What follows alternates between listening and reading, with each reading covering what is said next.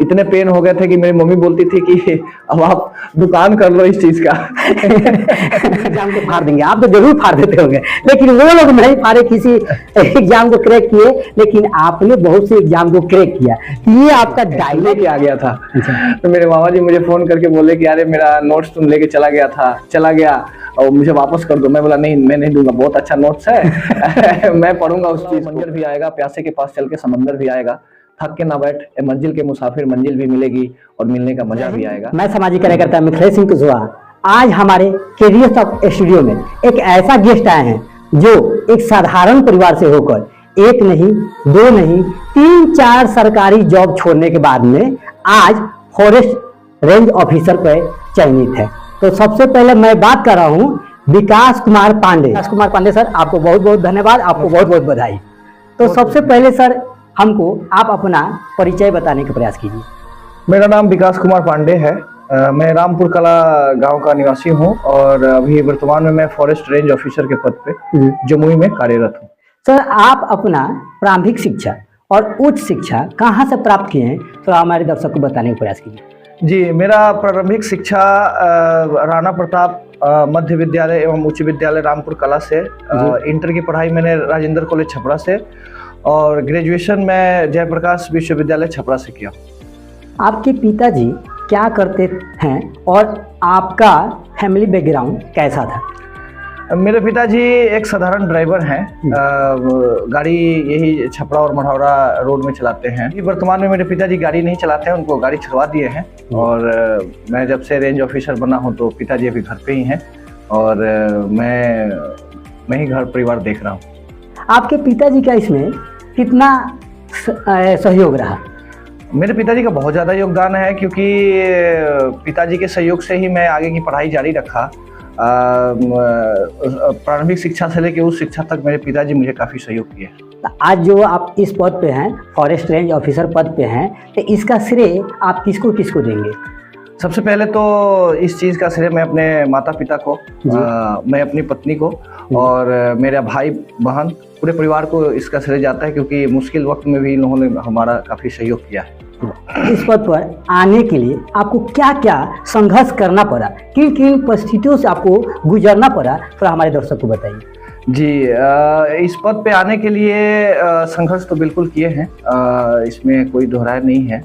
मैं जॉब करते हुए मेरे लिए तो सबसे बड़ा चुनौती था कि एक जॉब को देखते हुए नौकरी छोड़ नहीं सकते थे। मेरा शादी हो गया था, बच्चे परिवार को देखना और खुद को अपने को संभालना, इस क्रिटिकल सिचुएशन में अपने आप को सही टाइम देना और पढ़ाई को साथ में कैरी करना जॉब के साथ थोड़ा मुश्किल था, लेकिन नामुमकिन नहीं था। आदमी मेहनत किया और लगातार अपने परिश्रम को जारी रखा। 1 नहीं, 2 नहीं, 3 एग्ज़ाम निकले, नहीं हुआ, फाइनल नहीं हुआ, लेकिन मेहनत लगातार जारी रखा, जिसका परिणाम आज है कि मैं इस पद पे चयनित हूँ।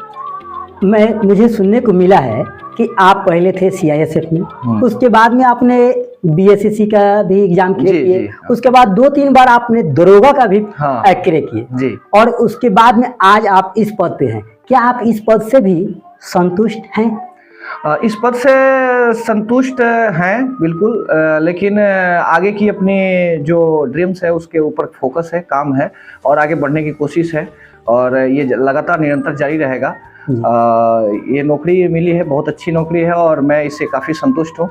इससे ऊपर की नौकरी के पद के लिए प्रयासरत हूँ अभी।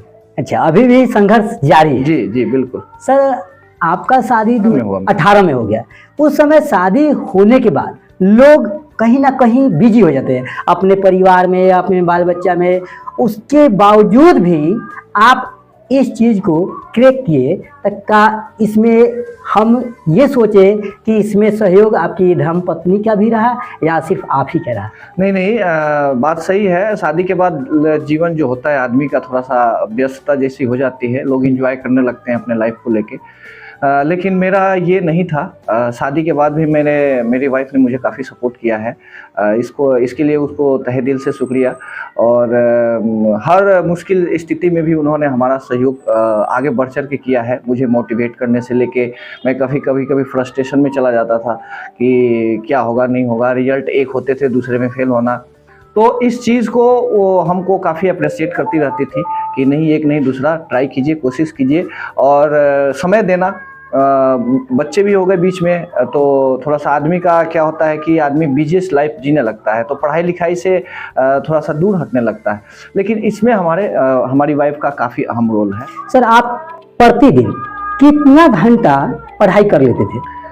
जॉब के साथ घंटा तो मैं घंटा कभी देखा नहीं कि कितने घंटे पढ़ाई करना है। हमको जब समय मिलता था 2 घंटा, 4 घंटा, 5 घंटा, अब छुट्टी के हिसाब से अपने जॉब को देखते हुए, क्योंकि हमारी जॉब जो थी 8 घंटा और 12 घंटे की ड्यूटी रहती थी, तो उसमें अपने को टाइम जॉब को देना, उसके बाद परिवार को समय देना, अपने सोने के समय को निकालना, बाकी जो बचते थे कोशिश रहता था कि मैक्सिमम समय पढ़ाई पे दिया जाए आफ्टर ड्यूटी। सर, सीआईएसएफ में जाने से पहले आप कभी हतोत्साहित हुए थे, डिमोटिवेट हुए थे? अगर हुए थे तो उसको आप कैसे फेस किए ताकि हमारे दर्शक भी उस चीज को फेस करे और आगे फिर से पढ़ाई करते रहे? हाँ, जॉब में जाने से पहले आदमी डिमोटिवेट होता है, लाजमी चीजें हैं, क्योंकि आदमी का रिजल्ट जब नहीं होता है तो थोड़ा सा लगता है कि कठिन चीजें हैं। लेकिन मेरा यही कहना है कि डिमोटिवेट होने से और मोटिवेट होने से आपको कोई फर्क नहीं पड़ता है। आपको अपने रास्ता खुद तैयार करनी पड़ेगी। तो अपने आप को इनर्जेटिक रखिए, मोटिवेटेड रहिए, क्योंकि लाइफ आपका है, आपको आगे बढ़ना है। तो एक रिजल्ट, 2 रिजल्ट नहीं होने से कोई आदमी आगे या महान नहीं हो जाता है निकाल देने से। तो 1 नहीं होगा, 2 नहीं होगा, 3 नहीं होगा, कोशिश करते रहिए, क्योंकि मेहनत का कोई विकल्प नहीं होता है। आदमी मेहनत करता है ना, तो निश्चित ही सफलता मिलेगी, इसकी गारंटी है। आप मेहनत कीजिए, मेहनत से मत भागिए। एक आध असफलता से आदमी वो कुछ घटता नहीं है, और आगे आदमी अच्छे से निखरता है और आगे बढ़ता है। सर, हमने देखा है न्यूज़पेपर में या अपने समाज में ही हम लोग देखते हैं कि 1-2 एग्जाम नहीं निकलता है तो वो तुरंत गलत रास्ता चुन लेते हैं, पढ़ाई छोड़ देते हैं। कहीं कहीं ये देखा जाता है लड़के सुसाइड भी कर लेते हैं और कोई चोरी बदमाशी ऐसा भी काम करने लगते हैं। तो उन सभी छात्रों के लिए आप क्या सजेस्ट करेंगे? देखिए, सुसाइड करने की बात जहां तक है, ये गलत चीज है बिल्कुल। आदमी जिस क्षेत्र में चाहे, इस धरती पे 1 से 1 लोग आए और गए, आपको जहां अपनी स्किल दिखाने की क्षमता है, चाहे वो पढ़ाई के क्षेत्र में हो, कला के क्षेत्र में हो, कोई और काम हो जिसमें आपको लगे कि नहीं मेरा इसमें सबसे बेस्ट है, तो उसमें बेस्ट कीजिए, पक्का बेस्ट होइएगा और सबसे अच्छा होइएगा। तो मोटिवेट आप अपने आप को रखना पड़ेगा आगे बढ़ने के लिए, क्योंकि हम लोग ज्यादातर लोग जो कंपटीशन की तैयारी करते हैं वो मिडिल क्लास फैमिली से ही होते हैं। तो वहां खोने के लिए कुछ नहीं होता है इंसान के पास। तो आपको पाना ही पाना है, मेहनत करना है, मेहनत से ही हम कुछ पा सकते हैं। हमारे विरासत में हमें कुछ नहीं मिला है, आपको मेहनत के अलावा दूसरा कोई विकल्प नहीं है। तो मेहनत कीजिए, और जब डिमोटिवेट हो तो 1 से 1 महापुरुष हैं जिनको देख के, जैसे मैं स्वामी विवेकानंद को फॉलो करता हूँ, तो उनकी किताबों को पढ़िए, उनके नॉवेल्स को देखिए, बहुत आगे मेहनत करने का जोश जुनून आएगा और आगे बढ़िए। हमारे पास लास्ट यही विकल्प है, मेहनत। मेहनत से हम हर चीज को बदल सकते हैं। सर, आप फॉरेस्ट रेंज ऑफिसर बने हैं और सीआईएसएफ भी रह चुके हैं। ये दोनों एग्जाम निकालने के लिए हमारे दोस्तों को किस बुक पे ज्यादा ध्यान देना चाहिए और कैसे, इसका थोड़ा सा तरीका बता दीजिए कि कैसे कैसे पढ़ेंगे यहाँ जा सकते? मैं बताता हूँ अपने बारे में, क्योंकि जब मैं सीआईएसएफ 2017 में ज्वाइन किया था, तो 1 साल की लंबी ट्रेनिंग के बाद मैं बहुत कुछ भूल गया था। मतलब पढ़ाई से कहे तो एक तरह से नाता टूट गया था कि मैं फिर से किस तरह आऊँ। तो अपने दोस्तों को देख के मुझे मोटिवेशन आया कि अरे मेरा दोस्त ये कर सकता है तो मैं भी कर सकता हूँ। लेकिन मेरे साथ था एक जॉब का चुनौती, जॉब भी करना है साथ में, क्योंकि फौज की नौकरी जो होती है काफी डिसिप्लिन, और आपको टाइम का जो होता है ना बॉन्ड होता है, उससे में आपको अपने आप को एडजस्ट करना, बहुत सारी टेम्पोररी ड्यूटीज भी जाने रहते हैं हम लोगों को। तो कहीं इलेक्शन ड्यूटी हो गया, कहीं लॉ एंड ऑर्डर मेंटेन करने के लिए पुलिस के साथ सहयोग करना है, तो आना जाना, बैग एंड बैगेज को हमेशा कैरी करना, तो थोड़ा सा टफ था मेरे लिए। तो मैं अपने आप को पढ़ाई के क्षेत्र में क्या किया कि मैं कोई भी किताब, जैसे लूसेंट की कोई बुक ले लिया, लूसेंट में किताब लिया, या फिर घटना चक्र की कोई टॉपिक्स हिस्ट्री ज्योग्राफी किसी भी चीज का लिया, उसको मैं एक बार पढ़ता था, उस चीज को मैं एक बार लिखता था, या पढ़ लिया तो अपने से लिखने की कोशिश करता था। उसमें हमारा क्या था कि मेरा जो सोचने की क्षमता है उसमें काफी मुझे मदद मिला, डेवलप हुआ, और मुझे चीजें याद होने लगी जल्दी जल्दी। मैं पहले एक बार पढ़ता था, उस चीज को एक बार लिखता था, और ऐसे मैं करके लगातार 6-7 महीने किया। जो भी टॉपिक पढ़ता था उसको मैं लिखता था। गौतम बुद्ध को पढ़ा तो गौतम बुद्ध को लिख लिया, बौद्ध धर्म पढ़ा तो बौद्ध धर्म को लिखा, प्रस्तावना पढ़ा तो पूरा प्रस्तावना को एक बार लिखा, लिख के प्रैक्टिस करता था मैं, ताकि चीजें हमें ज्यादा याद रहे। तो इसमें हमको काफी मदद मिला। मैं स्टूडेंट से यही, जो भी हमारे मित्र हैं, दोस्त हैं, उनसे यही कहूंगा कि आप चीजों को पढ़िए और उसको लिखिए, उसमें आपको काफी बेनिफिट होगा। अच्छा सर, हमको सुनने को मिला है और ये सब ये है कि आप पूरे सारण जिला में कहीं भी क्यूज होता था आप वहां जाते जरूर थे। इसके पीछे क्या लॉजिक है? हाँ, ये बात सही है बिल्कुल। छपरा में चाहे अपने पटेरा हो, नगरा हो, खैरा हो, यहाँ मैं हमेशा मिर्जापुर तक मैं गया हूँ। इधर आपका नगरा के उधर एक गांव पड़ता है, कौन सा, खाकी मठिया। हाँ, तो वहां भी मैं गया हूँ। टेस्ट देना मेरा मतलब शौक जैसा था, मुझे अच्छा लगता था कि जो भी स्टूडेंट यहाँ बैठ रहे हैं वही हमारे साथ कंपटीशन एग्जाम में बैठेंगे। तो मैं अगर यहाँ बेस्ट करता हूँ, अच्छा करता हूँ, तो मुझे वहाँ ज्यादा दिक्कत नहीं होगी। और एक क्या बोले, शौक सा था कि हम ग्रुप में बैठ के टेस्ट दें, अव्वल दर्जा आए, 1, 2, 3 में स्थान रहे, तो मुझे अच्छा लगता था। और इसका बेनिफिट ये बताऊंगा कि आदमी के अंदर कॉन्फिडेंस आ जाता है एग्जाम क्रैक करने की, क्वेश्चन फेस करने की क्षमता आ जाती है, क्वेश्चन आपको आसानी से टैकल करने लगेंगे, क्योंकि आपके पास इतने क्वेश्चन का आपकी नजर से गुजरेगा कि आपको एग्जाम में वो क्वेश्चन बहुत इजी लगेगा और आप कम समय में जल्दी बनाएंगे और लोगों की अपेक्षा। जी, इसके साथ ही साथ लेकिन ये भी था कि आप पहले से ही तय कर लेते थे कि मुझे यहाँ फर्स्ट रैंक आना है। बहुत से ऐसी जगह पर गए होंगे जहाँ की प्रथम स्थान आया होगा, जी। और बहुत से जगह ऐसा भी होगा कि कहीं नहीं आया हो। क्या ये था या नहीं था? इन चीजों के बारे में विस्तार से बताइए। था, बिल्कुल था। सोचते थे, हर कोई सोचता है कि मैं जीतूं। जीत की जो भूख होती है हर इंसान के अंदर होनी चाहिए। तो मैं सोचता था कि मैं फर्स्ट आऊंगा। इसके लिए मैं एक सप्ताह पहले से उसके ऊपर फोकस करता था, मेहनत करता था, किताबें को जितनी थी उसको पढ़ना, प्रैक्टिस सेट ज्यादा से ज्यादा लगाना, किस चीज का टेस्ट हो रहा है इस चीज के ऊपर काम करना, ये था। तो मन में यही इच्छा रहती थी कि इस सप्ताह मैंने काफी मेहनत किया है और मैं फर्स्ट आऊंगा, और होता भी था। कभी कभी पीछे भी हो जाते थे, लेकिन इससे मैं घबराता नहीं था। जो भी साथी थे जो हमारे साथ फर्स्ट आते थे, सेकंड आते थे या टॉप 10 में आते थे, मैं कभी कभी नहीं भी आता था, तो दुख इस चीज का होता था कि नहीं आया, लेकिन नेक्स्ट वीक में आऊंगा, ऐसा करके अगला वीक पूरा मेहनत करता था। अभी तक आपके पास क्या क्या चीज हो गया है? हमें लगता है बहुत जगह से आप प्रथम स्थान आए होंगे, क्या क्या जीते हैं अभी तक? बहुत कुछ है, मेडल है, कप है मेरे पास। तो जब मैं 2016, 14, 15, 16, 17 4-5 साल का जो गैप वो था, जब मैं सर्विस में जाने से पहले मेरे पास बहुत सारा डायरीज, बुक्स, कॉपी, पेन, इतने पेन हो गए थे कि मेरी मम्मी बोलती थी कि अब आप दुकान कर लो इस चीज का। मेरे पास इतने बुक और पेन हो गए थे, तो अच्छा लगता था जीतना। और मैं दिन भर उसी के चक्कर में भी रहता था कि ज्यादा से ज्यादा पढ़ूंगा और प्राइज जीतूंगा। और अच्छा भी लगता। अपने दोस्त हमको काफी मोटिवेट करते रहते थे कि आपका तैयारी बहुत अच्छा है, मेहनत कीजिए और आगे तक जाइएगा। मैं सीएसएफ जब ज्वाइन किया, एसएससीजीडी, तो मेरे मित्र बहुत सारे गुस्सा भी हो गए थे कि अरे सिपाही की नौकरी आपके लिए अच्छा नहीं है, आप क्यों जा रहे हो। लेकिन पारिवारिक समस्या था, उस समय जरूरी था, नौकरी का डिमांड था, बिखर रहा था परिवार मेरा, तो मुझे तुरंत जाना पड़ा था। लेकिन जाके रुके नहीं। आज माता रानी की कृपा से अपनी मेहनत, आज मैं यहाँ, माता रानी का और आशीर्वाद रहेगा और आप आगे जाएंगे। बिल्कुल बिल्कुल। सर, ये हमको सुनने को मिला जैसे कि हम लोग जाते हैं, हम भी क्यूज कराए थे, आप रामपुर लाइब्रेरी से पढ़े हैं, तो वहाँ जाता होगा कोई, तो आपके अदर बच्चे के मन में आता है अरे यार ये सब आया है, कहीं ना कहीं अपने बच्चे के सब मिलेगा। तो ये चीज आपके दिमाग में नहीं आता था कि कहीं भी आप पहुंच जाते थे? नहीं, ऐसा कुछ नहीं था। सीखना और सिखाना शुरू से ही अंदर मन में था। साथ ही जो सीनियर्स थे उनसे हम सीखने की कोशिश करते थे कि कैसा है, थोड़ा सा हमको आगे बढ़ाइए, मेरा स्कोर कैसे बढ़े।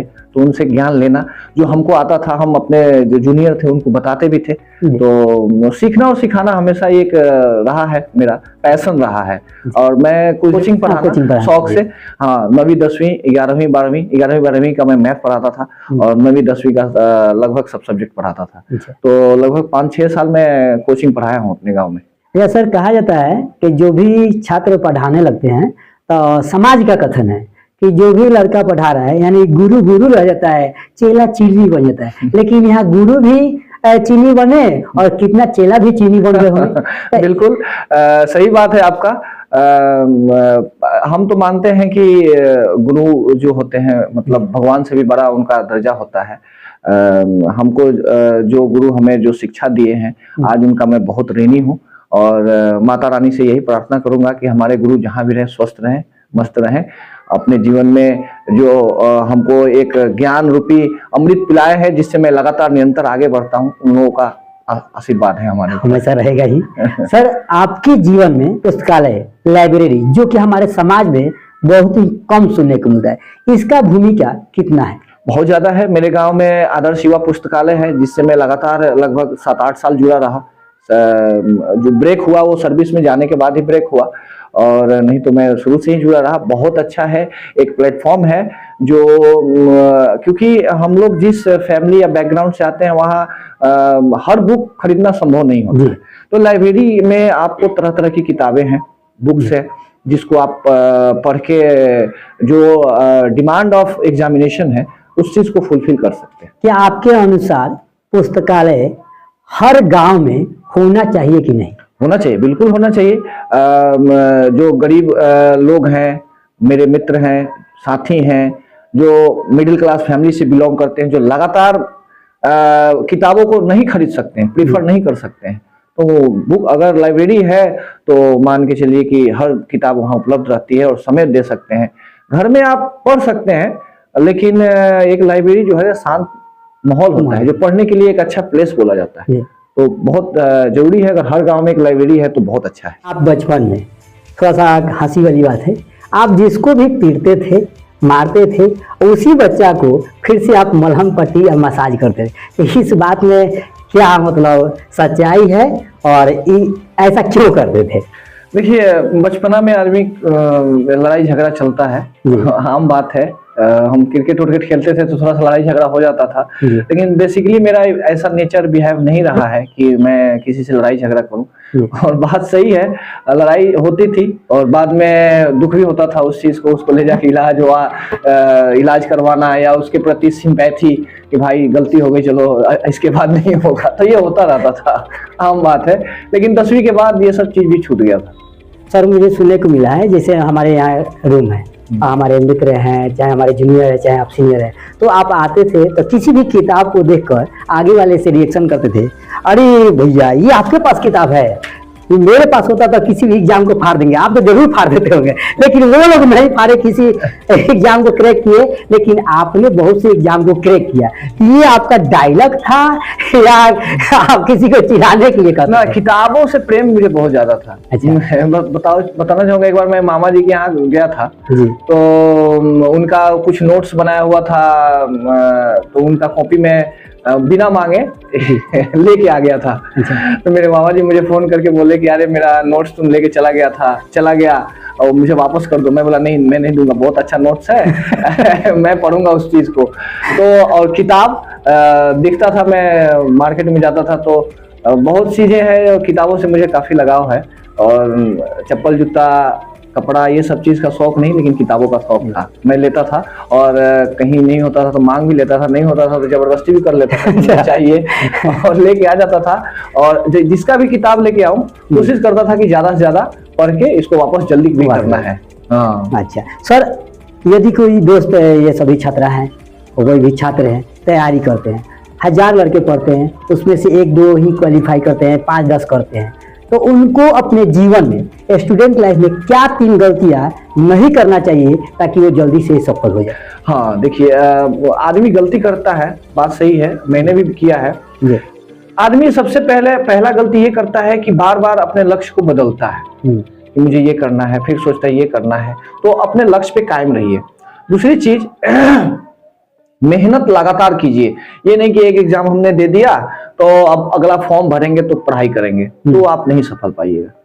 और तीसरा चीज कि आपको निगेटिव लोगों से दूर रहना होगा जी। जो आपको ये कहते हैं कि नहीं ये नहीं होने वाला है, ये चीज नहीं होगा, तुम नहीं कर सकते हो, ऐसे लोगों से दूर रहिए। आप पॉजिटिव सोचिए, पॉजिटिव लोगों से रहिए, मिलके रहिए और लगातार मेहनत करते रहिए और लक्ष्य पे कायम रहिए। जीवन में कोई मूल मंत्र है जिससे आप हमेशा प्रोत्साहित होते रहते हैं कि मुझे ये करना है, मुझे ये करना है। कहा गया है कि रख हौसला वो मंजर भी आएगा, प्यासे के पास चल के समंदर भी आएगा, थक के ना बैठ ए मंजिल के मुसाफिर, मंजिल भी मिलेगी और मिलने का मजा भी आएगा। तो मैं ये चीज को हमेशा याद करता रहता हूँ कि थकना नहीं है, दौड़ते रहना है, मेहनत करते रहना है, पढ़ते रहना है, सफलता मिलेगी और मिली भी है और मैं उसका फुल एंजॉय भी कर रहा हूँ। बहुत अच्छा सर, आप लोग में से कोई क्वेश्चन एक है जो कि आप लोग कंपटीशन की तैयारी कर रही हैं, आप लोग भी बीपीएससी की तैयारी कर रही हैं, कोई भी ऐसा क्वेश्चन हो जो कि सर से आप पूछ सकते हैं। सर हम लोग मतलब लूसेंट कितना बार पढ़ते हैं लेकिन याद नहीं होता, 2-3 पेज तक पढ़ते जाते हैं, उसके बाद फिर पीछे से याद नहीं होता। हाँ देखिए, पढ़ते हैं याद नहीं होता है, उस चीज का सबसे बड़ा रीजन ये है कि आप उसको दिल से नहीं पढ़ते हैं। पढ़िए उस टॉपिक को, उसको कॉपी में लिखिए, भले 4 लाइन ही हो, 4 लाइन उसको याद कीजिए उस चीज को और फिर अगले नेक्स्ट याद कीजिए, लिखिए। मैं शुरू में ही बोला था कि आपको जो भी चीजें पढ़े उस चीज को पढ़ के छोड़ना नहीं है, उस चीज को कॉपी में अपने हाथ से लिखना है। ये तक यूट्यूब चैनल के बारे में आप क्या कहना चाहते हैं? देखिए, बहुत अच्छा, आपका बहुत अच्छा इनिशिएटिव है, मैं इसका समर्थन करता हूँ। अच्छी बात है, हमारे वजह से अगर हमारे भाई बहन मित्र जितने हैं अगर कुछ सीखते हैं तो हमारे लिए बहुत बड़ी उपलब्धि है। और आप ऐसे ही निरंतर अच्छे जितने भी लोग सफल होते हैं उनका इंटरव्यू लेते रहिए और समाज में दिखाते रहिए, लोग जाने एक दूसरे को, क्योंकि हम लोगों ने भी मेहनत किया है और जो बच्चे मेहनत करते हैं निश्चित ही सफल होंगे, ये मेरा भरोसा है। और हमारे वजह से हमारे लाइफ में जो चीजें घटी हैं उस चीज से अगर कोई सीख के आगे बढ़ता है तो मेरे लिए बहुत बड़ी उपलब्धि है। और कोई ऐसा को हमारे भैया जैसे हमारे अनेकों भाई हैं जिनके संघर्ष की कहानी को देखकर कहीं ना कहीं हमारे समाज में बदलाव जरूर आएगा। यदि आप चाहते हैं कि ऐसे ऐसे संघर्ष की कहानी देखें तो आप हमारे चैनल से जुड़िए, एक दूसरे को बताने का प्रयास कीजिए। और मैं सबसे पहले विकास सर को बहुत बहुत बधाई और बहुत बहुत धन्यवाद देता हूं कि अपना कीमती समय देकर हमारे इस स्टूडियो में आए हैं। तो हमारे पहला मेहमान हमारे स्टूडियो के विकास सर है। एक बार विकास सर के लिए जोरदार तालियां। धन्यवाद सर। धन्यवाद आपको भी हमको मौका देने के लिए। आपका ऐसे ही चैनल आगे बढ़े, खूब तरक्की करे और ऐसे ही लोगों का इंटरव्यू लेते रहिए और समाज में एक मोटिवेशन का काम करते रहिए। धन्यवाद। धन्यवाद।